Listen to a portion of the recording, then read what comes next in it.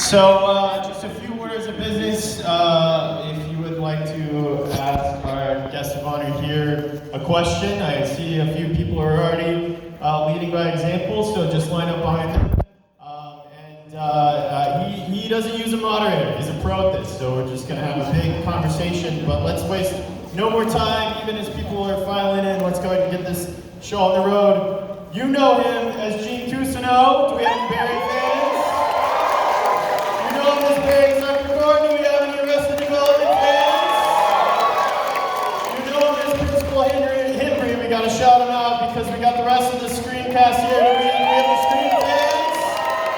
And you, of course, know him as the coolest guy ever on TV, Arthur Herbert Fonzarelli, a.k.a. Fonzie, a.k.a. Fonz. Ladies and gentlemen of FedEx, our dinner is Henry Winkler!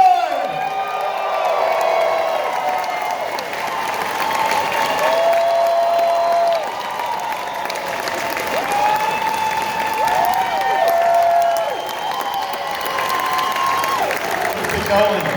We're making sure that there's stuff on it.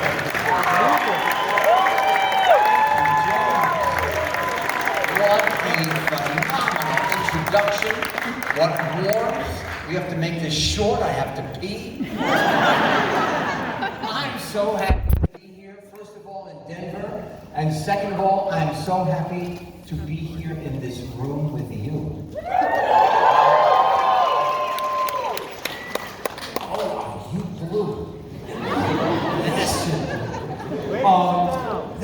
How much fun is this? You know, I make a television show or a movie. We're on a location in a small city or Los Angeles.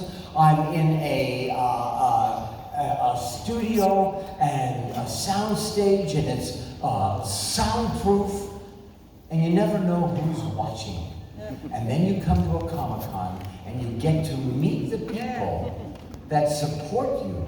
Because without you, we would not. Nobody that you will meet here would be on a show.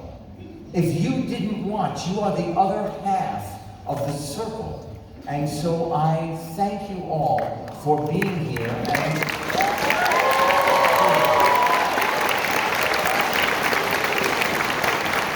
that is the truth. So, I was born in New York City.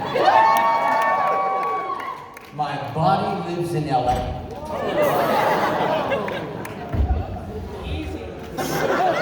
My body lives in LA.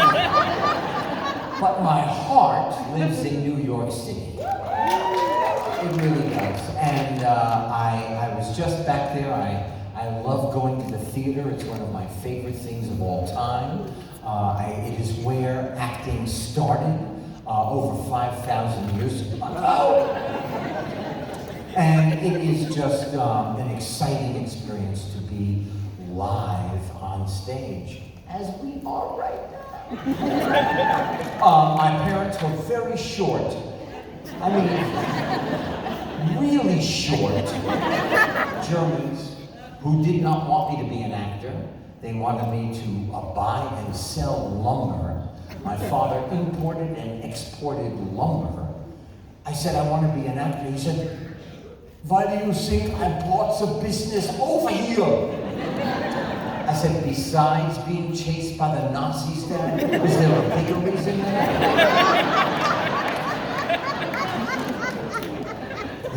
They were not interested. I was in the bottom 3% academically in America. I was told I would never achieve. I was told that I'm so sorry, but you're not going to make much out of yourself. And then, of course, when you talk to children like that, we listen, we hear, and so I believed it. You know, they said, you're stupid, and I believed I was stupid until like last Tuesday. And I've had the most wonderful life. I really have. I got to live my dream. I got to be the actor I dreamt of being when I was 7. And then I, you know, being Fonz, I did the Fonz. The very first day of filming, it says in the script, the Fonz goes to the mirror and combs his hair. I said, you know what, to the director, I said, I'm so sorry. I can't do that, because every actor has combed their hair. So I'm going to do something else. I'll do anything else, but I can't comb my hair. And he said, it's written that you comb your hair, go to the mirror, comb your hair. So I walked up to the mirror, I looked into the mirror, I pulled my comb out, and I went, hey, look at that, I don't have to because it's perfect.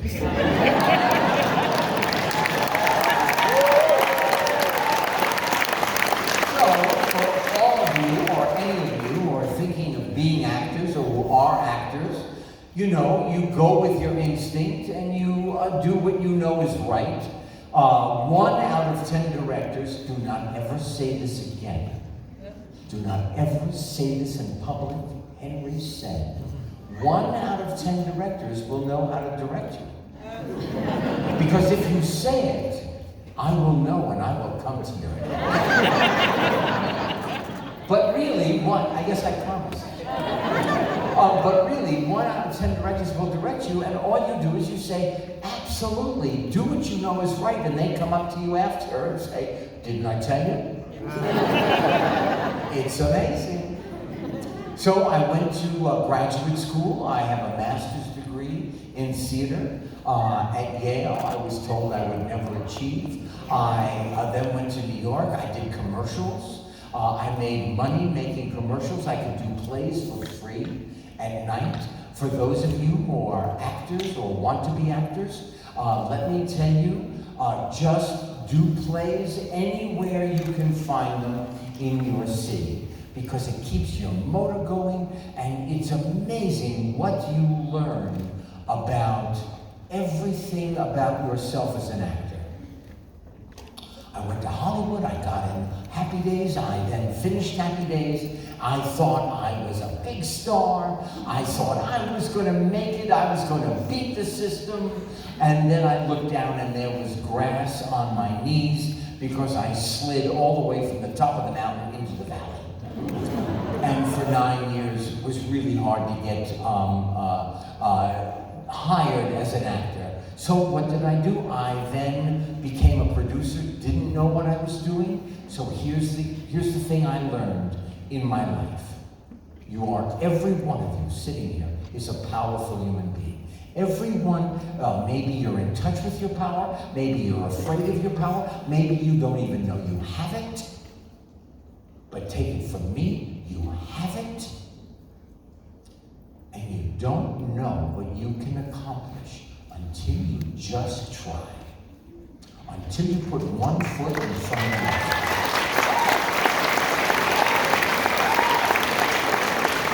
I am living proof. When somebody said you should produce, I said, I am in the bottom 3% academically in America. I couldn't do that. They said, yes, you will learn. And I did what I knew how to do. And I left what I didn't know up to somebody else. And MacGyver came on, and it ran for 13 years.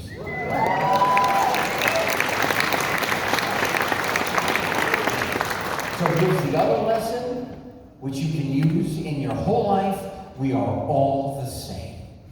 We are all the same. How this country now has become so divided is insane to me. Can you imagine there is a massive natural disaster, you're on your roof, everything you own is destroyed, somebody is coming with a boat, and you say, wait a minute, what is your political affiliation? Hold it. What is the color of your skin? Yeah, you know what, I think I'm just going to stay up here and perish. You don't have to save me. How we need each other. How insane.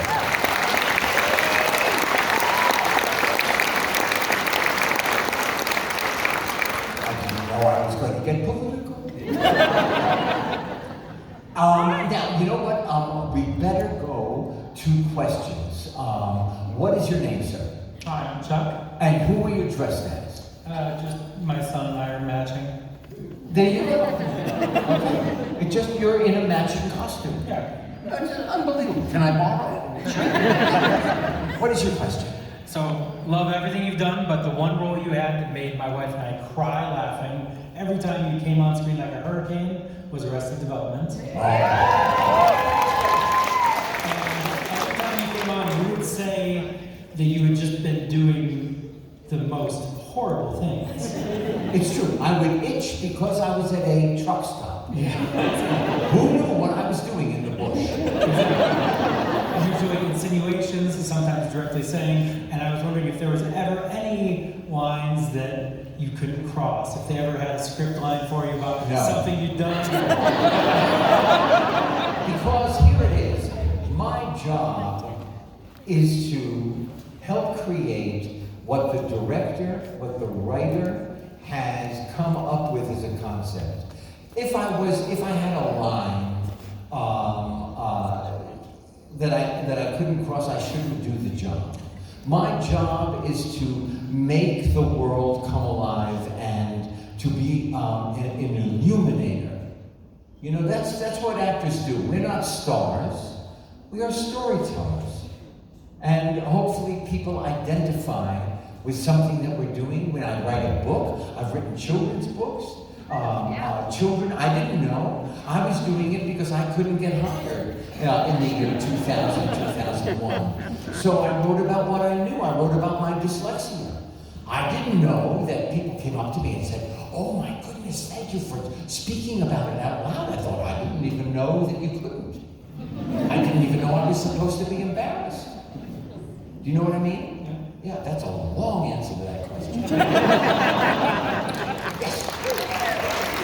Who's over there? Hi, Henry. What is your name? My name is Jessica. Hi, Jessica. Hello. Hi. Hi. My question for you Yes. is, your role as Jean Cousineau in Barry, which, Yes. by the way, you're doing it perfectly right now on stage. I want to know, what was your favorite, Cousineau moment? What was the best part of that show for you? You know what? I think one of my favorite moments was the scene when I first I took the detective out to dinner, and I told her that I would give her the greatest chicken out of king. And that scene was amazing, and directed by Bill Hader's ex-wife. How about that? Bill Hader's daughters, 3 daughters, are very funny. He came in, they're bunk beds, and one of them, the middle daughter, had a tooth extracted, and he came in and said, "So, did the tooth fairy bring you something?" And the youngest daughter said, "Wait a minute, you let a stranger into my bedroom? You're always talking to me about stranger danger." Thank you. Who do we have over here? A queen of some sort. Yeah, I'm a national representative, so it's not a costume. You mean you just walk around with a sash every day? I mean, I use them a lot, so I I go to understand. restaurants and stuff because it helps representation. Yeah, it's nice. I like it. What is your name? Savannah or Savvy, either way. Savvy. And what is your question? I actually have kind of a funny question. I want to know if during any of your shows, hopefully the Happy Days, I don't know, there could be others, did you have any pranks pulled on you or do any pranks? Do you know what? I didn't understand this until my wife told me, but I was very dramatic. So I took comedy very seriously. So I would be, very intent on making the scene, whatever it was, funny. But we did, on the Happy Days set, we did have a spitball through straws. And also, I would go, look out. And it took me, My grandfather does that. okay, and I'm telling you, it took me 1.5 years to get Scott bail. He said, "I'm not falling for it." I went, "I understand." I waited, I went, oh, my knee! It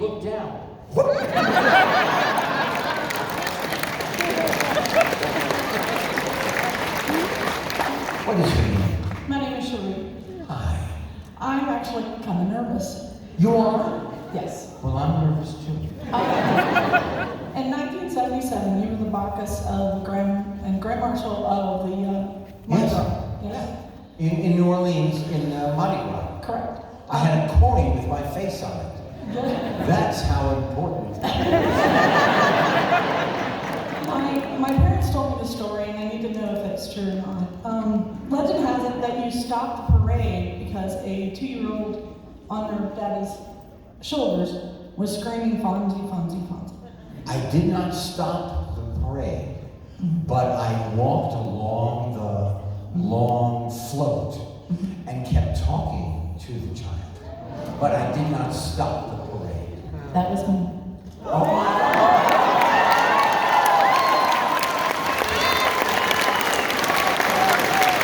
Did I keep talking to you? I was 2. So you have no idea if I'm lying.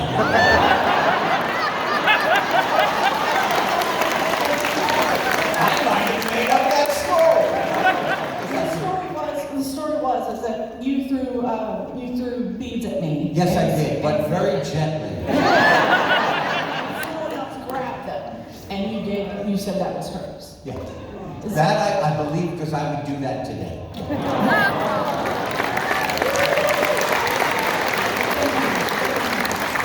What is your name? Hello, Mr. Winkler. My name is Ivan. I'm also originally from New York City, so Nice to see you. nice to see you too. This is Thank you. pretty awesome. It is, isn't it? It is. To get to talk to me is just. So, if you allow me, I have 2 quick questions. Yes. The first one is, how did your relationship with Adam Sandler begin? I called Adam Sandler, and I thanked him for putting me in the song, in the Hanukkah song. And then I was invited to his house, and because he's an athlete and plays basketball with all of these people like Jim Carrey, Brad Pitt was there. I don't play basketball. I was nervous, and then I was asked to be in The Water Boy.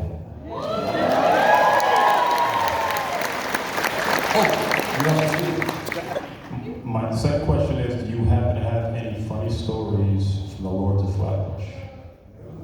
You know what?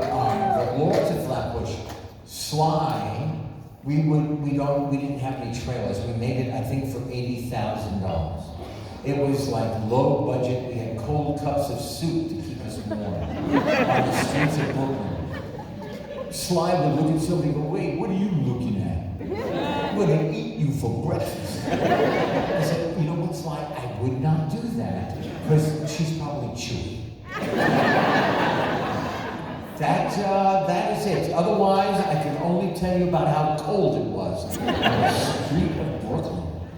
Yeah. Oh, I flew here at 10:40 in the morning on September 18th, 1973. I flew to Los Angeles with Perry King, who was one of the fellows, one of my social club in the movie, and he played Chico.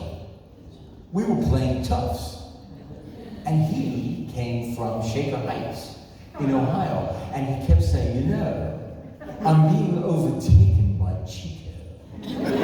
I said, "I can tell. You are just absorbing Chico." He said, "I'm glad you noticed."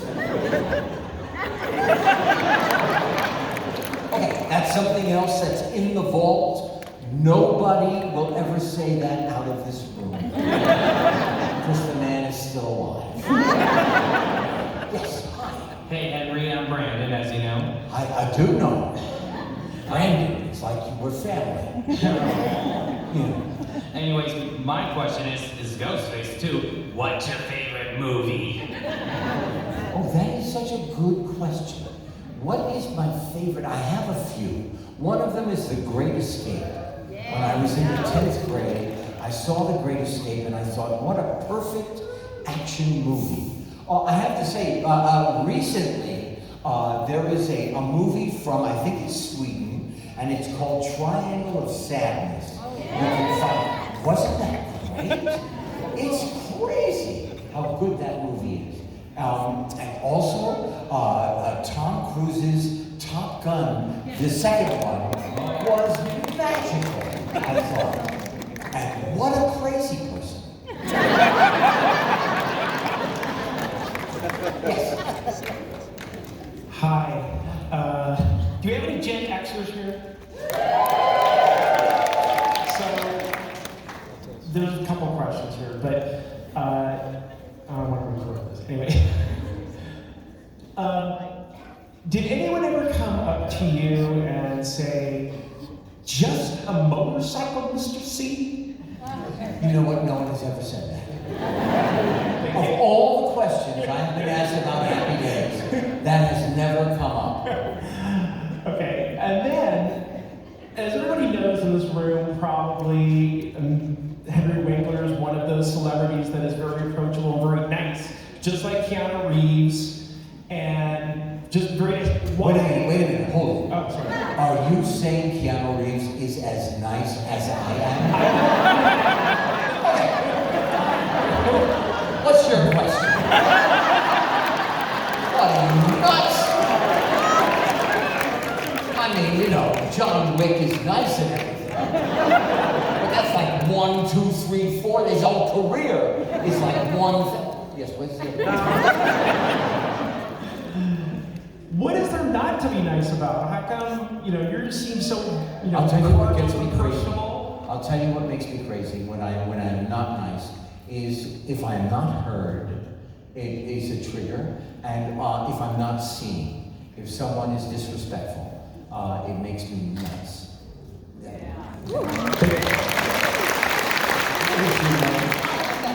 Hi, Beck.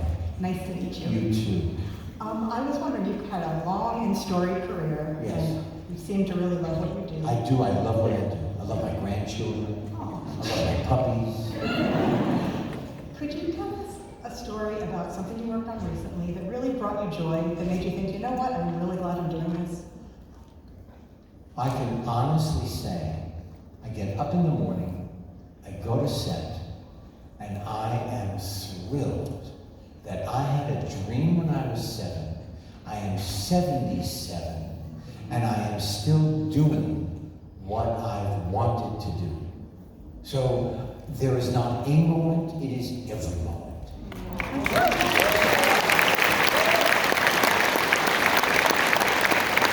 What is your name? I'm Jason, and you are a national treasure, sir. It is true.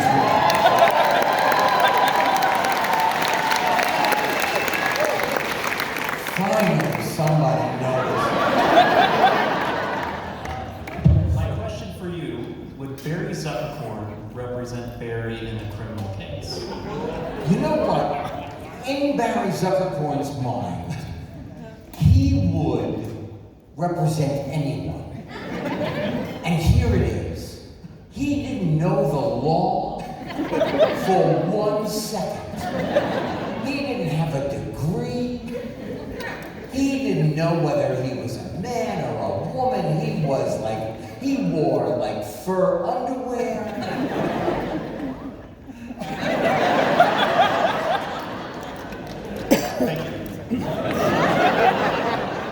Incredible I wasn't embarrassed to play him. Scott, I wanted to say thank you for all the years and hours of entertainment you provided me and all the laughs and everything. And I was just curious, what kind of entertainment or activity makes you laugh the most? And what have you done or seen recently that is? Is his name John Mulvaney? Yeah. Oh my God, Chris Rock. Adam Sandler when he does a special. I just had the opportunity in Idaho to fish with Jimmy Kimmel, who is as delightful as he appears on TV. You know, I just love watching entertainment. If you haven't yet and you have Netflix, there is a South Korean show called Crash Landed Into You. Make it your business. There are subtitles, not easy for me, but it is delightful. Hello. Hello, Mr. Winkler. How are you? I'm not too bad. What I is think, your I name? think the Fonz is cool. My name is John. And you think the Fonz is cool? I think so. I would stop right there. Well, check it out. I have an 8-track tape of your Fonzie favorites. Oh, 8-track. See, you know that album, that people bring me the album for me to sign with the Fonz, the picture of it? They asked me to make an album of, singing. And I can't sing. And they said, it's okay. You know what? You'll sing one note. And when you get that note perfectly, we'll record another note. And we'll put them all together. It will sound like you're singing. And I said, I can't do that. So that's why they put out the album with the Fonz's favorite hits. Because I thought it was just a big lie. I think it's a nice album, but my question is what was your favorite episode on the Happy Days? What was your favorite? My favorite episode. When Richie was in the hospital and I spoke to God and said, you do me this favor and I will be eternally grateful and make Richie better was one of my favorites. Yeah.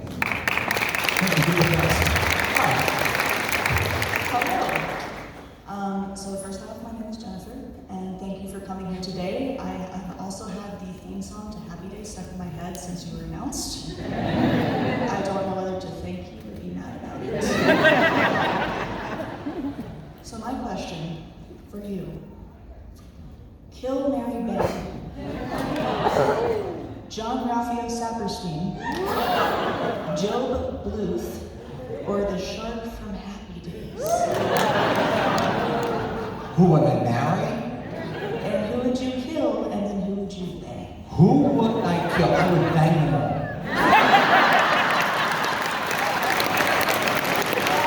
Let's get real.